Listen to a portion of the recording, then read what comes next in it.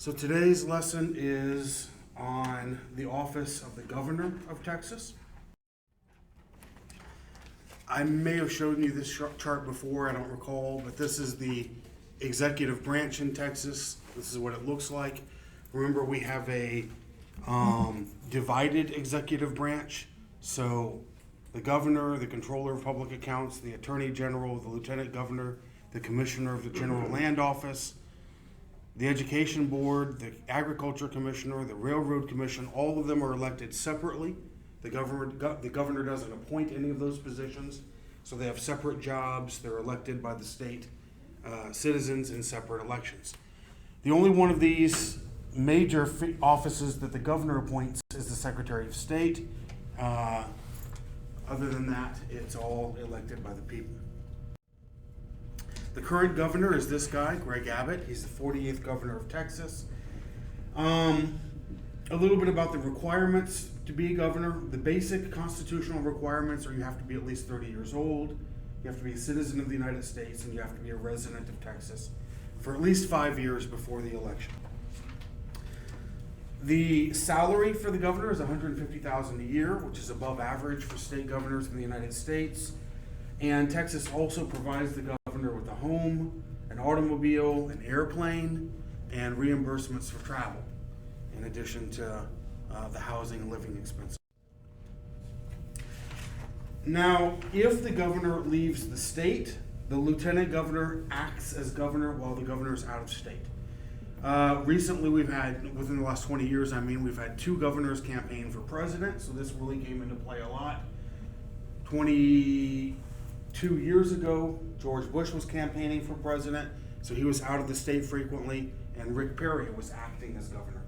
And Rick Perry was out of the state frequently about 10 years ago because he was running for president, and the lieutenant governor was David Dewhurst at that time, so he was acting as governor while he was out of state. If the office is vacated, George Bush became president and vacated the office. Sometimes people resign. I don't think a Texas governor has died in office, but it could happen. If the office is vacated, then the lieutenant governor becomes governor. If for some reason the lieutenant governor can't, which has never happened, then the next in line is someone called the president pro tempore of the Senate. And this is an office that the Senate chooses, but it's usually the most senior member of the majority party in the Senate, or the most senior member of the Senate. If for some reason the pro tempore of the Senate, the president pro tempore can't do it, the Speaker of the House, and then fourth in line is the Attorney General. But like I said, it has occasionally happened that the lieutenant governor has had to replace the governor, but any of the other succeeding steps has never really happened. Now, one of the most important powers that the governor has, is the power to make appointments. So most appointments are state officials and members of state boards, state commissions, state councils. They carry out the laws of the state and they direct the policies of state government activities. They advise the governor or other executive agencies on specific issues. And sometimes there are judicial offices, judgeships on appellate courts or district courts that become vacant. Someone resigns, someone passes away, and the governor can make temporary appointments to those jobs, which can be a very important and very influential power. As far as state boards and commissions, typically there are about 3,000 positions on 302 state boards and commissions that are able to be appointed by the governor. So when they become open, the governor can appoint them. And during a 4-year term, the governor usually makes about 1,500 appointments. So just do the math. That means in a typical 4-year time, Governor Abbott, for example, makes appointments to about half of the positions that are available on state boards and state commissions. By now, he's been in office about 8 years almost. He probably has all his own appointees in office or close to it. There's something called Senatorial Courtesy. This is an important idea. It's a tradition. It's not really written into law. What it says is the governor is expected to clear his or her appointments with the state senator from the appointee's home district. And if the senator disapproves of the appointment, the Senate might not confirm the appointment. So if Governor Abbott wants to appoint me to some commission or some state board, basically it just means he'll check first with whoever my senator is. And if my senator says thumbs down, I don't like him for some reason, typically Abbott will say, okay, never mind, and pick somebody else. And if he goes ahead and picks that person anyway, there's a good chance the Senate will reject the confirmation just to, protect the local senator's privilege. Now, the governor has a very weak power to remove appointees. About 40 years ago, in 1981, a constitutional amendment gave governors the power to remove appointees that they personally had appointed if 2/3 of the Senate went along.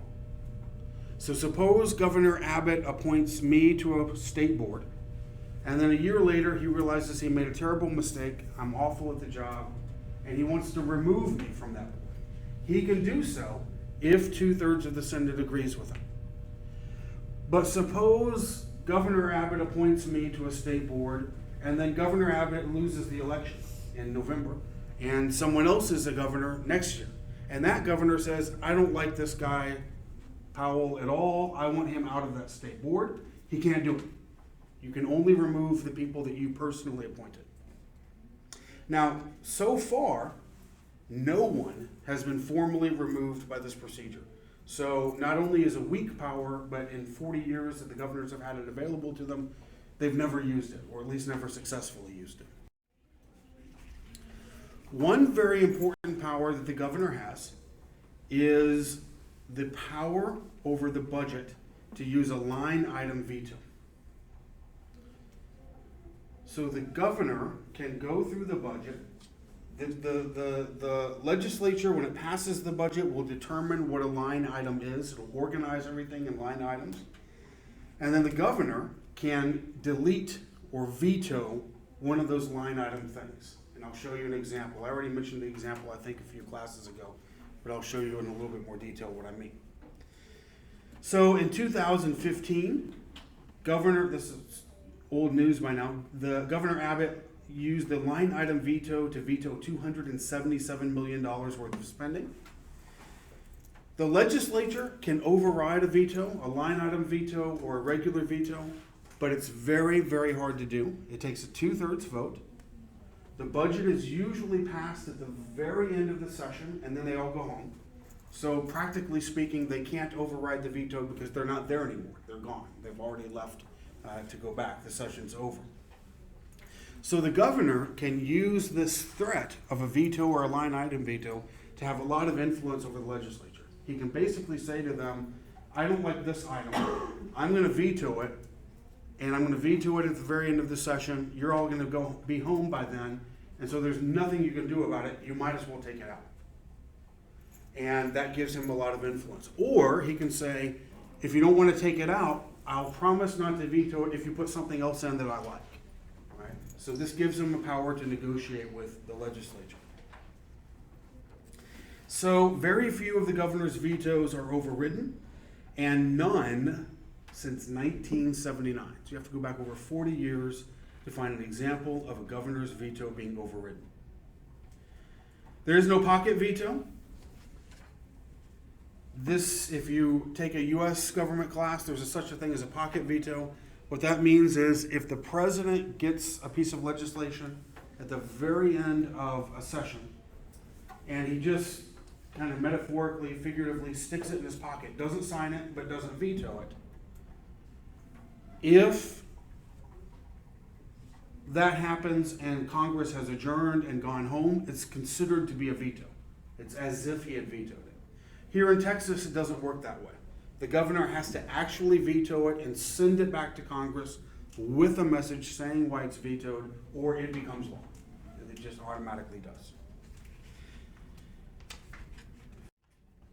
In 2021, Governor Abbott vetoed 21 bills, and I want to talk about just a couple of them to give you an idea of what they look like.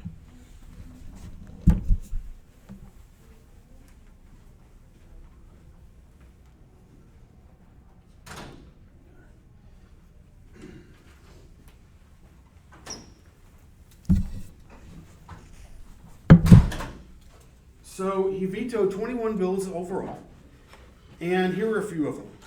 One of them was called Senate Bill 1109. Let me show it to you here. So Senate Bill 1109 has the formal title on the left. It's relating to requiring public schools to provide instruction and materials and adopt policies relating to the prevention of child abuse, family violence, and dating violence. So public schools would have been required to provide these materials and policies to children.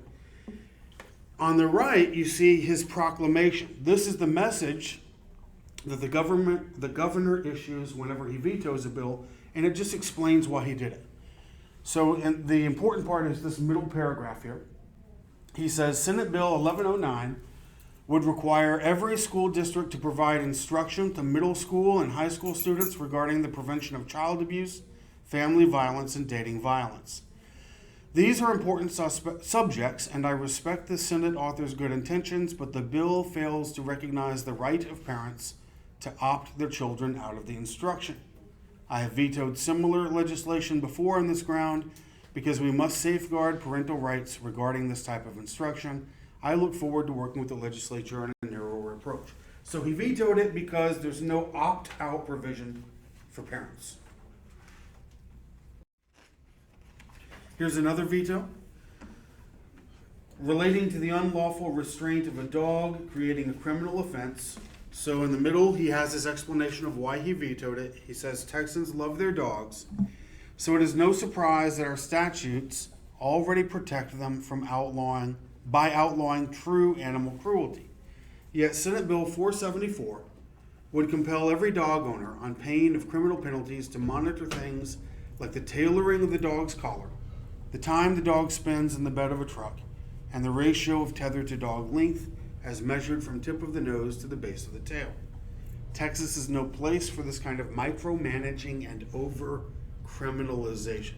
So he has a couple of ideas here. One, he thinks there are already sufficient laws outlawing animal cruelty. And then second, he thinks this one micromanages too much, right? Criminalizes things like how much time a dog is in the bed of a truck, what the length of a leash can be, and stuff like that. And he's saying that's just too detailed. Now, this is the most, arguably the most important of the vetoes that Abbott issued in 2021. I mentioned it briefly because this is an example of his line item veto and how a governor can use it. So Senate Bill 1 was the budget. It was passed in 2021, and they budget for 2022 and 2023. So on the left he says, I am proud to sign a budget that does not grow government in an amount greater than the increase in population and inflation, while also making targeted investments in areas such as public education, foster care, law enforcement, border security, pension solvency, and broadband access. However, I hereby object to and veto the following items from Senate Bill 1 and include a statement of my objections to each of these items. So he is signing the bill as a whole, but using the line item veto to specifically veto Article 10. And you can see it's just got a line crossed through it. The top part says Senate, and for 2022 it has $34 billion and more. For 2023 it has $37 billion, $291,165,000. Oh, I'm sorry, million. I said billion. $34 million for 2022, $37 million for 2023. And their House of Representatives, $43 million for 2022. 2023 has $48 million. So he vetoed the budget for the legislature, the legislative branch in Texas, for the Senate and for the House of Representatives. That means all of the salaries for the senators and the representatives, the salaries for their aides, their assistants, the people who work in their offices, whatever other parts of the budget go to their expenses, I guess, things like that. Why did he veto the budget for the legislature? He explains on the right. Texans don't run from a legislative fight, and they don't walk away from unfinished business. Funding should not be provided for those who quit their job early, leaving their state with unfinished business and exposing taxpayers to higher costs for an additional legislative session. I therefore object to and disapprove of these appropriations. I have signed Senate Bill number 1 together with this proclamation, stating my objections in accordance with Article 4, Section 14 of the Texas Constitution. Now, what's he talking about there? What he means is there were a couple occasions when the Democrats in the Senate left the state. They fled the state and they went to Washington, D.C., and they camped out there for several days to prevent Texas's legislature from passing a voting bill. There was a bill that was going to reform the voting laws in Texas, and the Democrats disagreed with the reforms, but they didn't have enough votes to stop it from getting passed, so they left the state. And by leaving the state, that means there wasn't a majority to do business, they couldn't have a vote, and nothing could get done. And so basically, Abbott is saying, because the voting bill wasn't finished, because you left the state and didn't get it done, I'm not going to let you pay yourselves. And he vetoed the whole salary. The salary going forward for what's now 2022 and 2023. And when he did this, he didn't really think that they were going to end up not getting paid for 2 years. What he intended was a punishment to lure them back, force them to finish the voting bill, otherwise they wouldn't get paid, but he knew they would come back and finish the voting bill. And this was an idea of his of putting pressure on them, right, to go ahead and finish it. Here's an article from the the Texas Tribune, I think it was. Yeah, the Texas Tribune's an online newspaper. And so this is about the veto, the line out of the veto. It says 2,100 state workers would be affected. They would not get their pay in 2022 and 23. Total, it's about $410 million that he vetoed from the 2022-2023 budget. 2,165 staffers to be exact.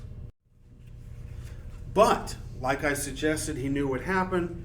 He called a special session for the purpose of finishing that voting bill. They came back, they finished the voting bill, it became law, and then he signed a bill restoring the funding for the legislature. And so it was added back in later, and his veto, in effect, didn't go into effect. Another important power that I'll talk about a little bit more later down the road when I talk about the Texas criminal justice system and the death penalty is the power of pardons and clemency. So the governor has limited powers to grant pardons, executive clemency, and parole. The Texas Board of Pardons and Paroles recommends action that the governor can take. And without a recommendation from the board, the governor can only grant one 30-day stay of execution for any condemned prisoner. I don't remember which case exactly I was talking about, but I was reading about, or maybe watching a video about a death penalty case in Texas 20 years ago, so a very famous case, but there have been lots of them, so I don't remember which one.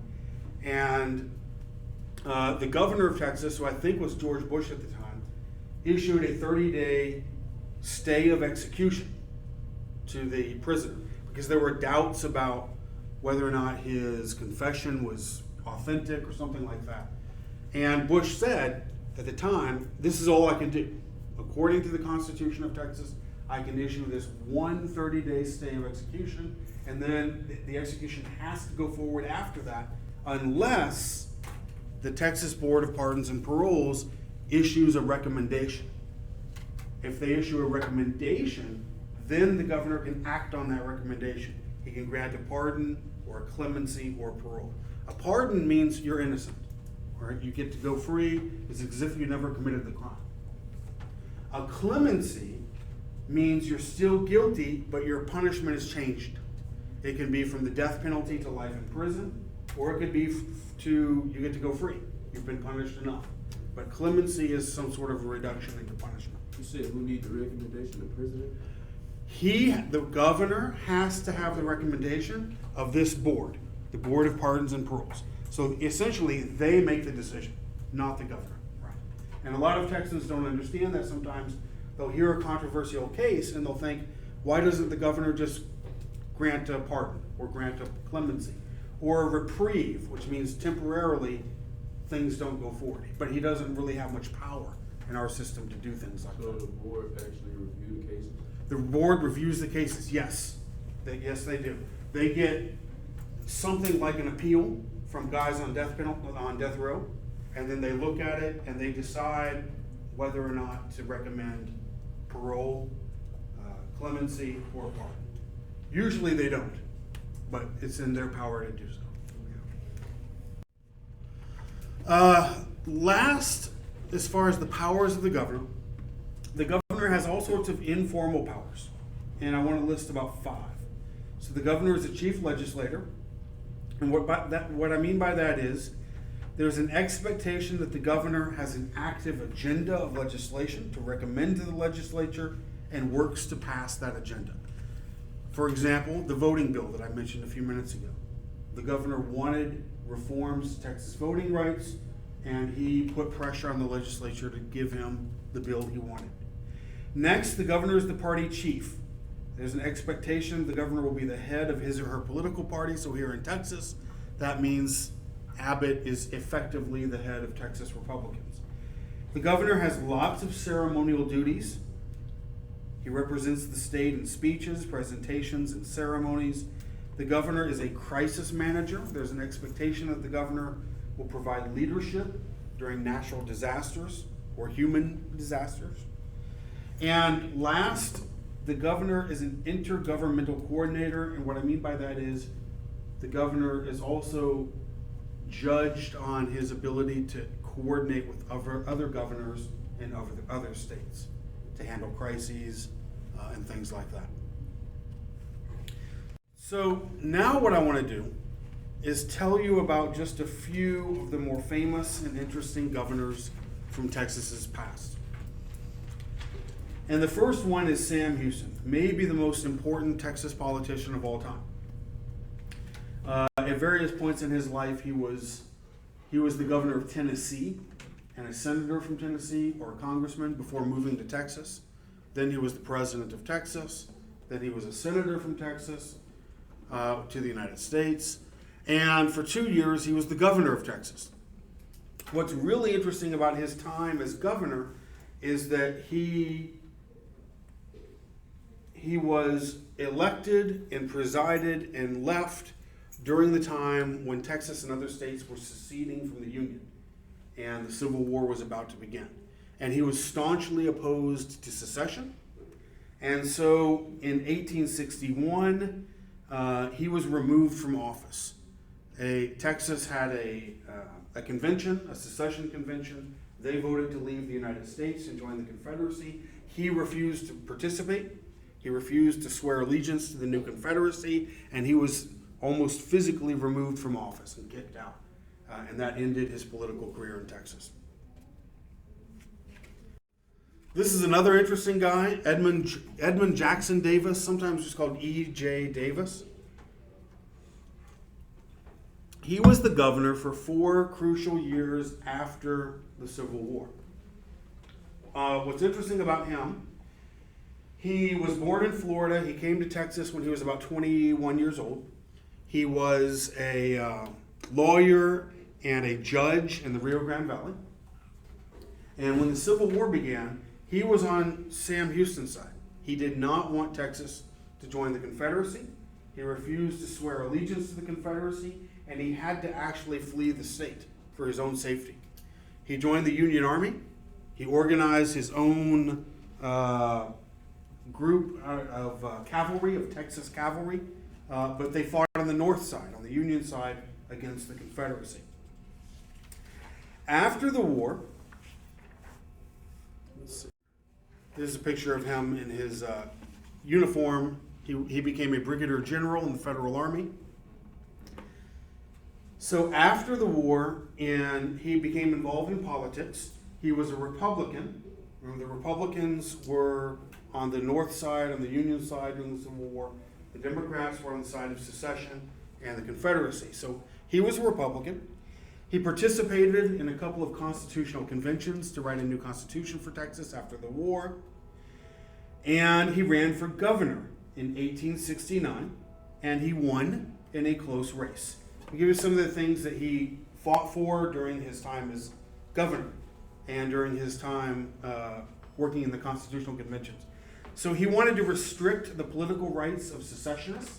So what I mean by that is, for the people who voted to secede from the Union, he didn't want to let them have the right to vote anymore, or have the right to hold political offices, or hold government offices. He wanted to punish them, basically, for secession. He wanted to fight for rights for black Texans, especially the right to vote, which was in peril in Texas after the Civil War. He was in favor of an idea that's kind of strange, you never hear it anymore. He was in favor of an idea of dividing Texas, and I don't know exactly what sections he wanted to divide it in. Maybe South Texas would be its own state, East Texas would be its own state. That idea went nowhere, but he was a part of a group that was in favor of it. He was in favor of spending money for public schools. There had been no public schools in Texas before the Civil War, but the Republicans after the war, under his leadership, began funding and creating public schools. He was in favor of what they called back then internal improvements, and that meant things like railroads, canals, public transportation, basically.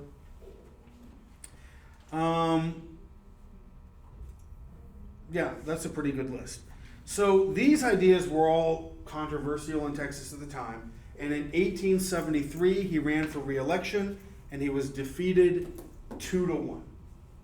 His Democratic opponent received twice as many votes as he did. This is Davis on the left, and his opponent, Richard Koch, is on the right. And Koch received about 100,000 votes. Davis received about 52,000 votes. And what was interesting and infamous about this election at the time was both sides accused the other of cheating. Davis said that the election was fraudulent and that he had been the true winner, and he refused to leave office. And he actually kind of barricaded himself in the first floor of the Capitol building in Austin. The Democrats on Koch's side managed to use ladders to get up to the second floor of the building, and they had an inauguration ceremony for Koch on the second floor, while Davis was on the first floor continuing to act as if he was the governor. And so for about 2 or 3 days, you had the former Governor Davis on the first floor, the new Governor Koch on the second floor. Both of them had armed supporters, and so there was actually some fear that fighting would break out over who got to be governor. Davis sent a telegram to the President of the United States, who was Ulysses Grant, and said, "Send federal troops to help me. They're trying to steal the governorship of Texas." And Grant said no. Grant said, "As far as I can tell, you lost the election, and it would be a terrible idea to send soldiers to keep you in office." So Davis reluctantly resigned and left the governor's building, the governor's mansion. On his way out, he locked the door to the governor's office and took the keys with him just out of spite, and Koch's supporters had to break it down with an axe. But that ended the controversy. Another really interesting governor was this guy, James Hogg. He was the son of a Confederate veteran, a guy who his father died fighting in the Civil War on the South Side, and his mom died in 1863 during the Civil War, so he was basically an orphan by the time the Civil War was over. He got involved in newspaper work and ran newspapers in Rusk and in Tyler and in Longview and in Quitman and maybe other cities, but those are the ones I can remember. He also became a lawyer, and in 1886, his friends convinced him to run for Attorney General. He became the Texas Attorney General for 4 years, and then Texas's governor for 4 years right after that. As Attorney General, I think the main thing I want to talk about is he was considered a progressive. He was a Democrat. He was a progressive Democrat. And what I mean by that is the progressives in the 1880s, 1890s like him were really anti-corporations, and they were especially anti-railroads. They thought that railroads were cheating people, and so he fought a group called the Texas Traffic Association. I'll write that down, it's important. The Texas Traffic Association was a group of railroads that formed a pool in Texas. And a pool was a kind of like a monopoly. What they did was they agreed to fix rates that they charged people, to not compete with each other. So they would say, you run a railroad line here, we'll run a railroad line there, we won't compete with each other. And this sort of non-competitiveness violated American antitrust laws. And he took them to court, and he was successful in breaking up this Texas Traffic Association. And so at the time, this was considered kind of a champion for the farmers and the poor people who allegedly were being abused by railroads, by greedy railroads. Another thing he did, he was an important person in pushing for the establishment of the Texas Railroad Commission. It was created while he was governor. I'll talk about it more in a later class. And he was instrumental in getting it created. Another picture of him.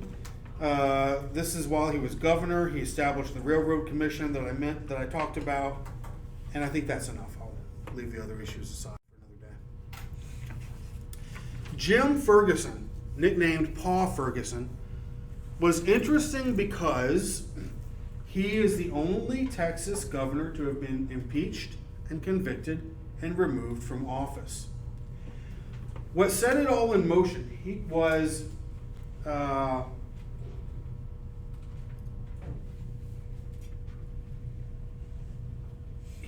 known as a kind of progressive, farmer-friendly governor. He got state aid to rural schools passed. He got a compulsory attendance law passed. For the first time in Texas history, you were required to go to public school if you were a kid. Before that, you could not go, I guess, if your parents didn't want you to. He created the state highway department. So he had these accomplishments to his name. And he was cruising towards re-election. And in 1917, I think it was 1917, maybe 1916, he vetoed the entire budget for the University of Texas. And the reason he did it was because he was angry at some professors there. And he wanted the Board of Regents to fire them, and they refused to do so, so he vetoed the whole budget. This started a huge scandal, and while investigating the scandal, the Texas House of Representatives discovered lots of allegations of corruption against him. They impeached him. The trial went to the Senate, and the trial convicted him of 10 charges. Here are some of the charges. 5 of misapplication of public funds. Actually, 7. 7 of misapplication of public funds. One, that he had failed to properly respect and enforce the banking laws of the state. Another, one of the most interesting ones, he had received $156,000 in currency from a source that he refused to reveal. He literally had $156,000 in cash on him, and he wouldn't tell anybody where he had gotten it from. And so this led to speculation that it was bribes. So he was convicted by a vote of 25-3 in the Texas Senate, and he was removed from office. How long was he in jail? Oh, he did not go to jail. Great question. The punishment, the only punishment is you're kicked out of the job, right? And you can't hold that office again anymore. So you just gotta get out of jail free card if you're in office.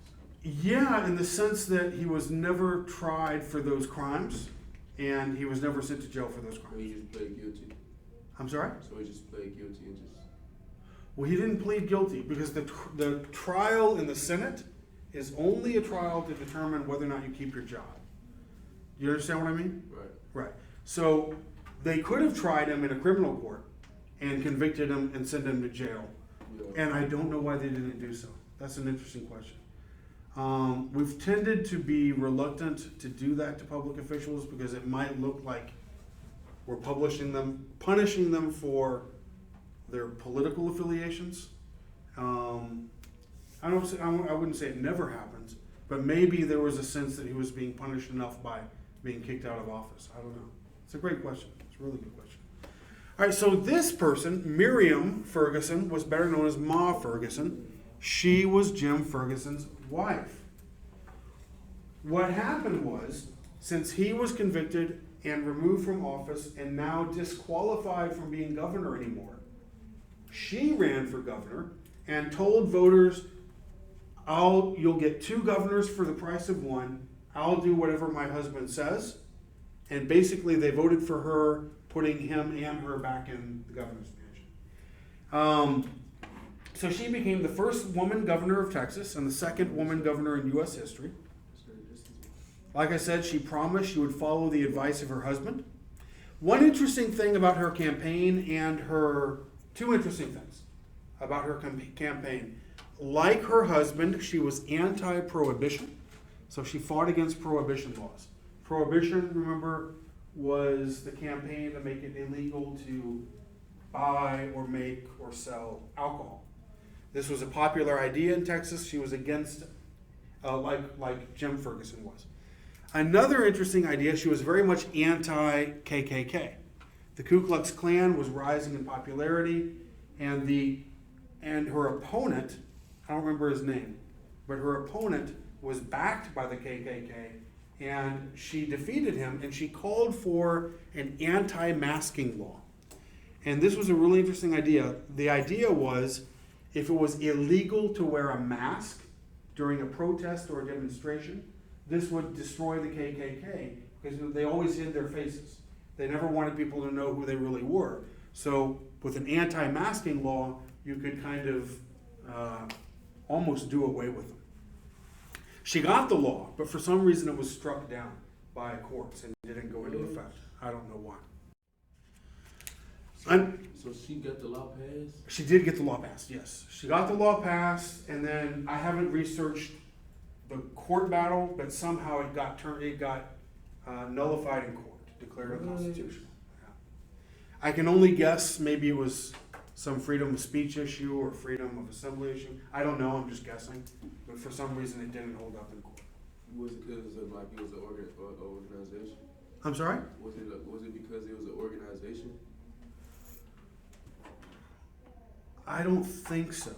I mean, I don't know, but I don't think so. Because as far as I'm aware, the law said no matter what organization, you can't wear a mask when you're protesting. Right. As far as I know.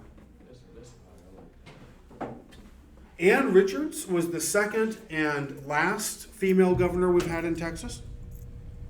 And more importantly, I think, more interestingly perhaps, she was the last Democrat who has been the governor of Texas. Ever since her 25 years of nothing but Republicans, 27 years.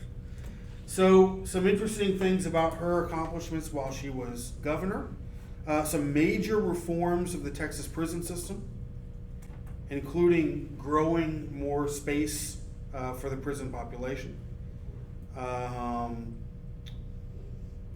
making it harder for violent offenders to get released. She also created a substance abuse program for inmates. She signed a law that you had to have auto insurance to get a driver's license and to get vehicle registration. Before that, I guess it was optional whether or not you wanted auto car insurance. She signed a law creating the Texas Lottery.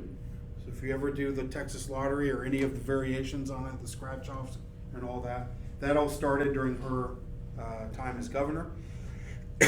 She also signed into law something called the Robin Hood Plan, nicknamed. It wasn't literally called Robin Hood, but it was popularly nicknamed Robin Hood. And what this did was this shifted some school funding, public school funding, from wealthy districts in Texas to poorer districts. So wealthy districts would have to sort of pay a tax for their property taxes, and it would go into a fund, and then it would be redistributed to poorer districts around the state. It was very controversial, and some form of it is still around today, which I'll talk about in a later class. Last, another somewhat controversial thing, she vetoed a concealed carry bill. Now we have a constitutional amendment protecting open carry and I guess concealed carry as well, I can't remember. She vetoed a bill that would have allowed concealed carry, so she was against that. George Bush defeated her in 1994 and became governor from 1995 to 2000. Some interesting things about him. He was popular. He got reelected with 69% of the vote in 1998, including 49% of the Hispanic vote, 27% of the African American vote. He resigned in 2000 to become president of the United States. Some of the ideas that he pushed for when he was a governor, tort reform. What I mean by that is he wanted limitations or caps on damages that could be awarded to people in trials for being harmed by corporations or other people. He increased school funding. He also set higher standards for schools. I don't remember the name. What do you call the state test? The STAR, thank you. That all started under him. It had a different name when he was doing it. It changed names like 3 or 4 times, but it started when he was governor. And he really pushed for it because he had this idea that nobody really knew how well the schools were doing, how well the students were doing, because there weren't any standardized tests, and he wanted to get that done. He also pushed for a tax cut in Texas, and he was a big proponent of tax cuts. Probably the most controversial thing about his time as governor, when he was governor, Texas executed 154 prisoners, which was the most of any governor in modern American history. This guy is interesting, Rick Perry, because he was governor longer than anybody else in the history of our state. He was governor for 15 years. He took over after Bush became president. And I'll just give you a couple of important things about his time. He created something called the Texas Enterprise Fund. And what the fund was, it was money that could be granted to businesses to relocate to Texas. It was a little bit controversial. People who liked the idea thought we're attracting business and therefore jobs to Texas from other states, like California or wherever. Some people thought it was controversial because they thought maybe it was like what they called crony capitalism, giving public money to his friends, right? People who contributed to his campaigns, people that he liked. Another important thing about Rick Perry, he was staunchly pro-life. In 2003, he signed the Prenatal Protection Act, which explicitly included fetuses in its definition of human life. In 2005, he signed a bill that limited late-term abortions and said that girls under the age of 18 had to have their parents notified before they could get an abortion. He signed a mandatory ultrasound bill in 2011, so you had to get an ultrasound before you could have an abortion.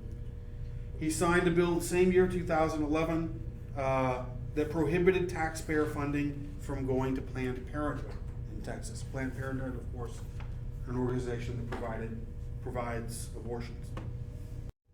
Last, this is our governor today. This is Greg Abbott. He's the first governor of Texas to use a wheelchair. It's kind of a trivia question. He is known for being very conservative and in the following ways. Opposition to illegal immigration. That's been on the news a lot over the last few days. He and Ron DeSantis, the governor of Florida, have gotten a lot of attention for their opposition to illegal immigration. He's in favor of few restrictions on gun ownership. So he's opposed to most gun control laws. And he's also opposed to abortion. He signed the Texas Heartbeat Act, which effectively banned abortions after about 6 or 8 weeks. And he signed another act which basically banned abortions completely once the Dobbs decision overturned Roe versus Wade.